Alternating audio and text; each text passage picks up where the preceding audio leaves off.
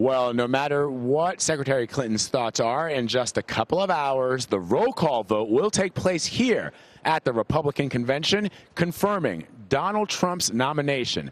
How will that process unfold? Well, here to discuss, former senior communications director for the Mike Huckabee campaign, Hogan Gidley, and CBS News elections director, Anthony Salvanto. Good to see you guys. Hi, how are you? Good, good, good. So in a couple of hours, this roll call vote is going to take place. Anthony, walk us through how this is going to happen for our viewers who may not be familiar. What exactly will take place? Well, what takes place is really one of the great examples of democracy, one of the great pageants of American politics, whatever side you're on, watching this thing unfold. It really is exciting. So what happens is the candidate's name is placed in the nomination. Right, and that'll be Donald Trump's name will be placed in the nomination. And then they'll go through the states in an order that they'll determine, but that's often determined behind the scenes. I've always wondered that. How do they determine which state goes? And, you know, I thought it was by size, but that would be wrong. No, right? no. Rhode Island always last. or always first. If you flip yeah, right, exactly. Exactly. Well, what'll happen is the states will get a chance to go, but behind the scenes, they're probably jockeying. The most important one is the one that puts the candidate over the top. So they'll go through and they say, you know, and that's when the folks come out and they say, the great state of so-and-so, the great state of California. And in some instances, do they always cast all of their votes, or are there instances where they say, you know, we cast X amount of votes for Donald Trump?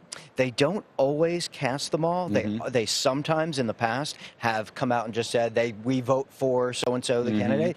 But I suspect what will happen here is that they'll just say it out the way the delegates are allocated. If that happens, then you'll see the primaries kind of replay as you go. Here's who won and here's who came in second in any given state.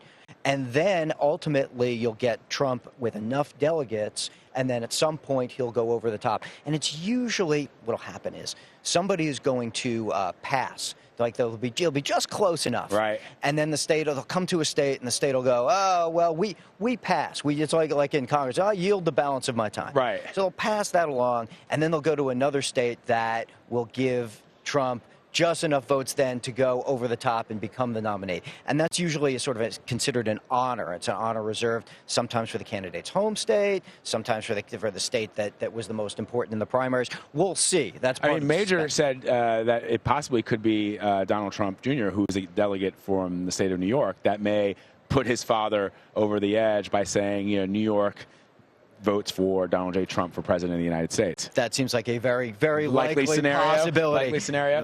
What a cool experience that would be. Yeah, I'm looking forward to seeing your father and be the one to put him over the top for the delegate count. Really neat. So, Hogan, we saw some of the chaos that happened yesterday by some of the anti-Trump delegates. Could we see any kind of a little scuffle out on the floor today? We could. I've picked up nothing from the delegates I've spoken with that would indicate anything like that will happen again. They wanted their moment in the sun. They got it. One of the things I think is interesting about that is I wonder what the Bernie people, when they saw that, the Bernie Sanders folks gearing up for Philadelphia, think, hey, look, they got 15 minutes of fame. I wonder if we shouldn't try and stage something similar to get our message and our point across as well. That's just an interesting thought to go forward into the next convention. Because, look, we all talked about it for a good hour and a half after it was over, 2 hours after it was over. Everybody on the floor was buzzing about it. They actually had to bring the chairman back out to have a conversation, explain the rules. So, I mean, you know, you're getting the national spotlight on you at the moment. I just wonder what that means for the Bernie supporters who, I mean, Bernie Sanders got 47% of the vote when it was supposed to be a coronation. I wonder how much ruckus they're going to cause, but they may not. But I'm just saying it'd be interesting to see if they took cues from this one. We'll be watching. And it brings up such a great point, because sometimes the parties want to show unanimous. They want to be unified, right? It's the word everybody throws around. So if you have that, they say, well, we don't look unified. But at the same time, both of these parties have a struggle here, because they've got these parts of their base that weren't entirely happy with what came out of these primaries. And how do you appease them? How do you give them, as you say, that moment? And sometimes maybe the price of not looking unified is giving them a few, bit of a speaking points. Right, and it's always funny too. If you're not, you want to be unified, you want to appear unified, but once you're unified, the other side says, see, they have no diversity of thought.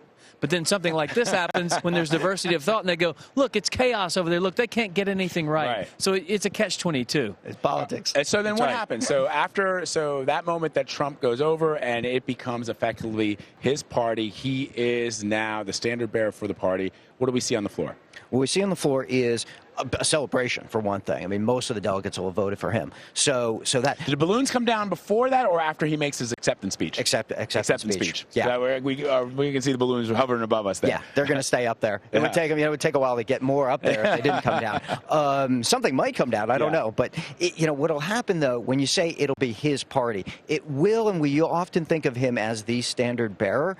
But at the same time, don't forget, out there among Republicans, he does still have work to do. He has work to do. I know. I want to make the point. I love the confidence you have to say nothing's going to happen when Trump gets over that delegate count. With what we've seen so far, you never know what's going to happen out here. That's true. That's a good point. That's a good point. That's true. Speaking of that work, Hogan, that Trump has to do, I mean, we've been talking about it all day long.